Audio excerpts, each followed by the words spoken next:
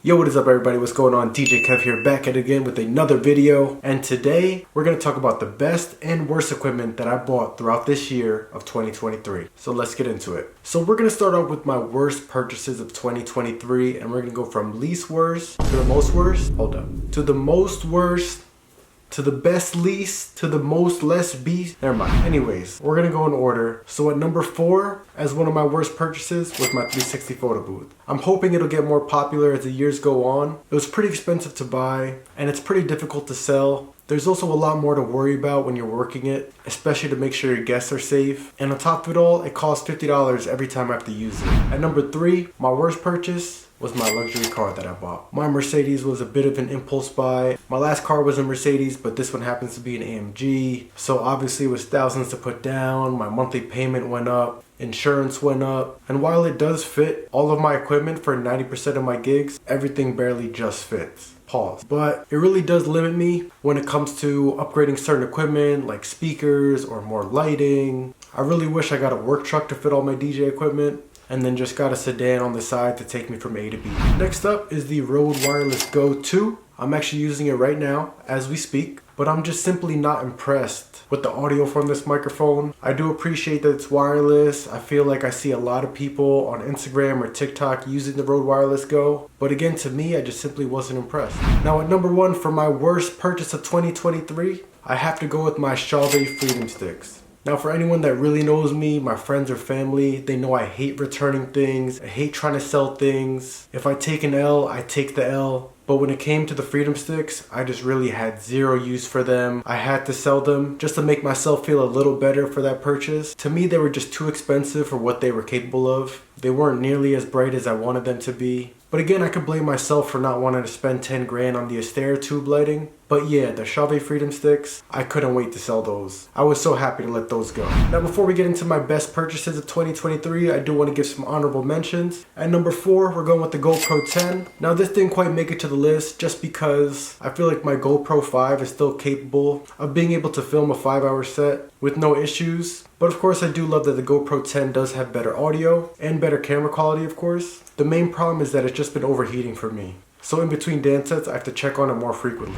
At number 3, we're going to go with the DMX Go. I really love that this gave me control over all of my lighting. It really helps complement your music so much better with proper timed lighting. However, there have been a few times where I found myself taking a bit of time trying to reprogram my lights to get everything on the same channel. And a lot of times I refresh the app and just kind of hope for the best. But when it does work 90% of the time, I'm very happy with it. At number 2, we're going with the Jetpack Glide. I learned to love soft cases. Flight cases can get way too bulky or heavy, but the Jetpack Glide is just so light. I'm able to roll it, and it just works perfectly for those events where I just need a DJ controller and laptop. Now number 1 on my honorable mentions list, I have the Mackie Thump Go. I really love this product for what it is. It's at such a great price. The battery lasts forever. The audio is nice and clear. It's pretty loud for what it is. The main problem with it for me is that I just get too lazy to bring it out. It would be the perfect monitor for me. In my last wedding, it was the perfect cocktail hour speaker.